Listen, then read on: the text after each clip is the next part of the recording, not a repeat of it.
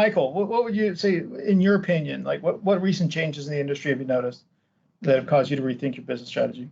So started about a year, 2 years ago, but the technology is quickly changing so much. I honestly don't believe, as a traditional MSP, we're gonna exist within 5 years, as such as it is. I think Mark really hit it on the nail on the head with putting together the right solution. It used to be desktops and servers. Now it is going to become working from any place, any device, anywhere, anytime, and doing it securely. So now it changes the model of, we've been supporting their on-prem. Now we've got to help them do their digital transformation and help them be profitable and productive at the same time. That changes for us the game, where we used to be very hard, desktop and server related.